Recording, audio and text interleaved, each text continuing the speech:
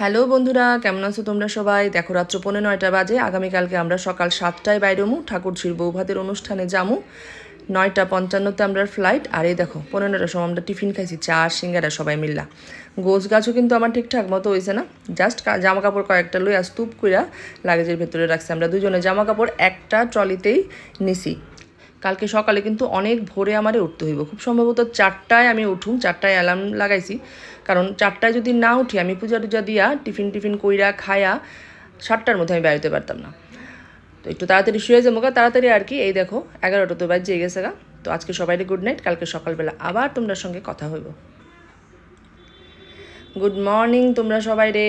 সকাল মানে ভোর 4:35 মানে 40 প্রায় হইতেছে। আমি ঠিক 4টার সময় উঠছি আর স্নান করে আয়া পড়ছি।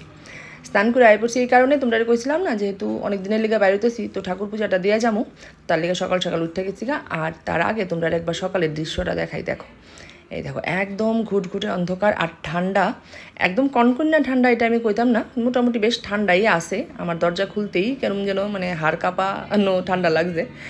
আর এই দেখো আমার সঙ্গে আরেকজন জায়গায় রয়েছে, তাই হইতেছে চাঁদ মাম। তো সকাল সকালই উঠে গেলাম গা। এখন আয়া পড়লাম ঠাকুর ঘরে। সবার আগে আমার ঠাকুর পূজা দিতে হয়।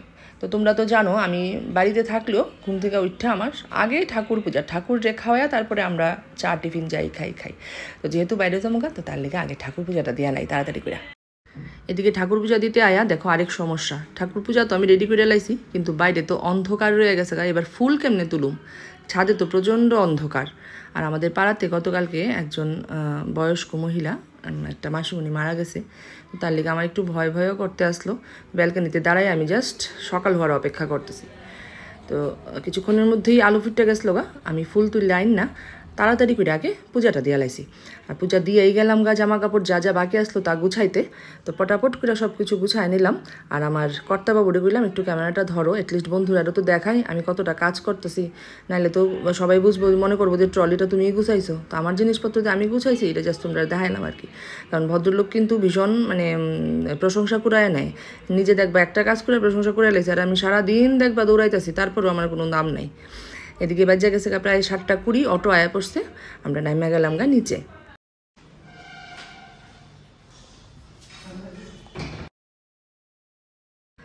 দুইখানা অটো নিয়েছিলাম, অটোতে করে মোট আমরা 9 জন। আমি, আমার হাজব্যান্ড, মামা মামি, মামির 2 বোন, আমার এক মাসি শাশুড়ির ঘরে 2 দেওর। আমরা মোট 9 জন আমরা পাড়ি দিলাম আগরতলা এয়ারপোর্টের উদ্দেশ্যে। বুঝতেই পারতেছো এতজন মিল্লা আসা মানে কত আনন্দ, কত মজা।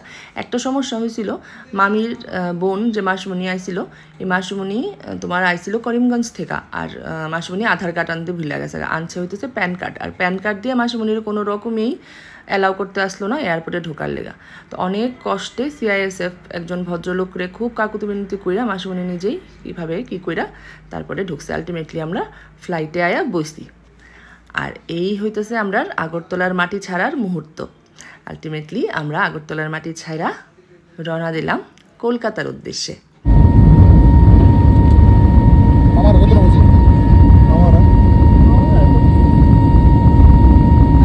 আর এদিকে আমি ব্যস্ত হয়ে গেলাম গা ফ্লাইটের জানালা দিয়া যা যা দৃশ্য দেখা যায় সব কিছু যাতে আমি তোমরা দেখাইতে পারি, ক্যামেরাবন্দি করতে পারি, এই কাজে আমি ব্যস্ত হয়ে গেলাম গা। আর এদিকে আমার হাজব্যান্ড ওনার এক বন্ধুরে পাইয়া লাইছে ফ্লাইটের মধ্যে। তো ওনার সঙ্গে গল্প করতে করতে আমাদের 1 ঘন্টা সময় খুব সুন্দর কাটতে গেছে। আর দিকে দেখো আমরা কলকাতার আকাশে আয়া পড়ছি। এটা নিচের দিকে চাইলেই বোঝা যাচ্ছে, বড় বড় উঁচু বিল্ডিং আর কত সুন্দর দৃশ্য। এটা দেখলেই বোঝা যায় যে আমরা কলকাতার আকাশে অলরেডি আয়া পড়ছি।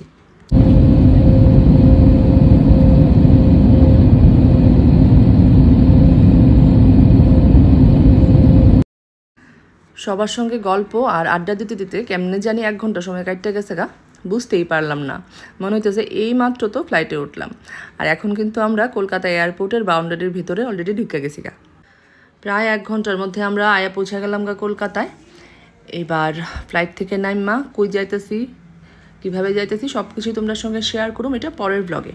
আমি তোমরা খুব ছোট ছোট ব্লগে দেখাইতেছি, তার কারণ হইতেছে ব্লগটা যদি বড় হয়ে যায় তোমরাও দেখতে কিন্তু ইন্টারেস্ট পাইতে না। তো তার লেগে আমি খুব ছোট ছোট ব্লগে তোমরা আমার পুরাটা জার্নি দেখামো। তো পরের ব্লগ খুব তাড়াতাড়ি আইব। ততক্ষণ তোমরা সবাই খুব ভালো থেকো, সুস্থ থেকো, টাটা। আজকের ব্লগটা আমি এখানেই শেষ করতেছি।